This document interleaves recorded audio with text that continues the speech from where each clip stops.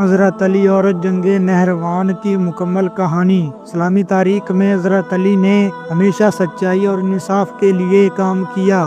جنگ نہروان ایک ایسی جنگ تھی جو آپ نے خوارج نامی گروہ کے خلاف لڑی۔ یہ لوگ غلط باتیں کرتے تھے اور دوسروں کو نقصان پہنچاتے تھے۔ حضرت علی نے انہیں سیدھے راستے پر لانے کی کوشش کی، لیکن جب وہ نہ مانے تو یہ جنگ ہوئی۔ یہ جنگ حق اور انصاف کے لیے تھی۔ جنگ نہروان حضرت علی کی آخری جنگوں میں سے ایک تھی۔ پھر آپ نے اپنی باقی زندگی امت کو صحیح راستے پر چلانے کی کوشش کی۔ جنگ نہروان کا پس منظر۔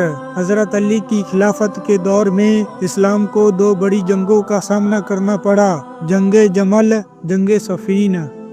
جنگ صفین کے دوران جب حضرت علی اور حضرت معاویہ کے درمیان لڑائی بڑھ گئی تو پھر دونوں طرف سے فیصلہ کرنے کے لیے ایک اور شخص کو بلایا گیا تاکہ جنگ روکی جا سکے، لیکن کچھ لوگوں نے اس فیصلے کو غلط سمجھا اور کہا حکم صرف اللہ کا ہے، انسان کو فیصلے کا حق نہیں۔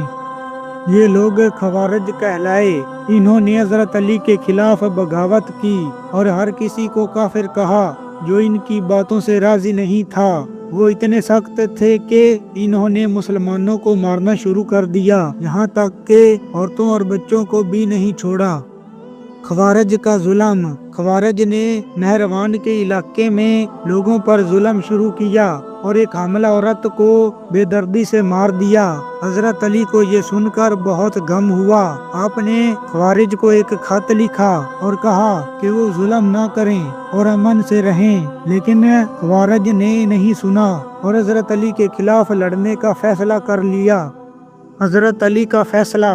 حضرت علی کو خوارج کی حرکتوں کا پتہ چلا تو آپ نے سوچا کہ اب ان کے خلاف کچھ کرنا ضروری ہے، مگر آپ نے جنگ شروع کرنے سے پہلے انہیں سمجھانے کی کوشش کی اور ایک پیغام بھیجا کہ اگر وہ اپنے برے کام چھوڑ دیں اور توبہ کر لیں تو انہیں تکلیف نہیں دی جائے گی۔